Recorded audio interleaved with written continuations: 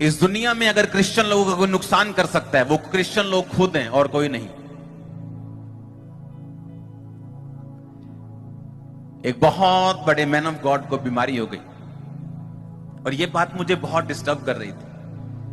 मैंने कहा ऐसा कैसे हो सकता है, और real genuine man of God, कोई ऐसा फेक वाला नहीं। और उनकी मिनिस्ट्री में मुर्दे जिंदा होतों की डॉक्यूमेंट्रीज हैं, मुर्दे जिंदा हुए 3-4 दिन बाद क्रूसेड में, ऐसे सब। लेकिन मैं सोच रहा ऐसा क्यों हुआ, ऐसा परमेश्वर क्यों हुआ। और मेरे ख्याल से मुझे हो गए 4 साल इस विषय के लिए प्रार्थना करते हुए। और एक दिन मैंने उनका वचन सुन रहा था, उस वचन में वो बोल रहे थे, आई am sick and tired of this.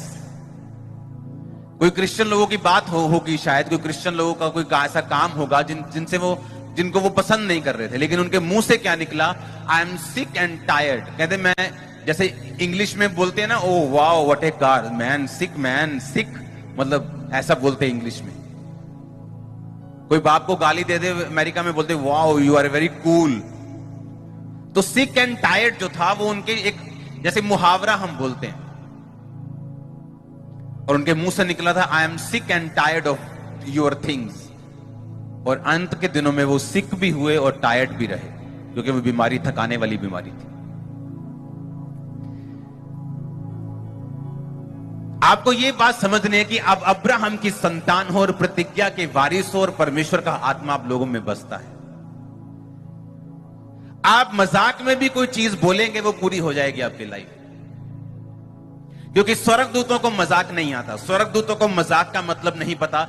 इसलिए स्वर्गदूत ने जब कहा था कि तेरी पत्नी गर्भवती होगी, तेरी पत्नी के बेटा होगा और उसका नाम यूहन्ना रखना, उसने कहा ऐसा हो ही नहीं सकता, वो तो बूढ़ी हो चुकी, उसके पीरियड्स बंद है, मैं भी बहुत बूढ़ा हो चुका हूं। स्वर्गदूत ने कहा इसलिए कि तूने मेरी बात की प्रतीति नहीं की, मैं तुझे गूंगा करता हूं। पता है क्यों गूंगा किया?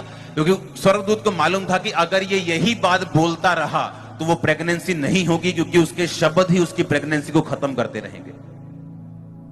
तो उसको गूंगा कर दिया गया कि जब तक तेरी वाइफ के बेटा हो नहीं लेगा तब तक तू गूंगा रहेगा, ताकि तू अपने मुंह से अपने बेटे को खत्म ना कर दे।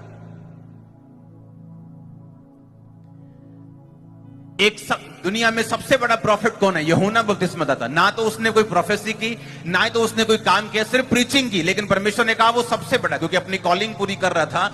और उसका बाप इतना बड़ा परमेश्वर का जन और इतना ज्यादा परमेश्वर के साथ वफादार, लेकिन जब वचन पूरे नहीं हुए उसको भी गूंगा कर दिया गया परमेश्वर के द्वारा। इसका मतलब परमेश्वर किसी का पक्षपात नहीं करता।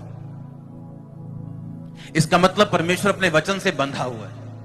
इसका मतलब जो परमेश्वर ने आपको पावर दी है उसका आप यूज कर सकते हैं और उसका आप मिस यूज भी कर सकते हैं, उसका इस्तेमाल भी कर सकते हैं, उसको अपने खिलाफ भी यूज कर सकते हैं, अपने लिए भी इस्तेमाल कर सकते हैं। आप कभी महामारियों के शिकार नहीं होंगे, आप कभी शॉर्ट लाइफ नहीं जिएंगे, आप कभी दुखी नहीं होंगे, टूटेंगे नहीं, आप कभी डाइवोर्स के नीचे नहीं जाएंगे, एक्सीडेंट के नीचे नहीं जाएंगे। आमीन। चाहिए आशीष आपकी चर्च।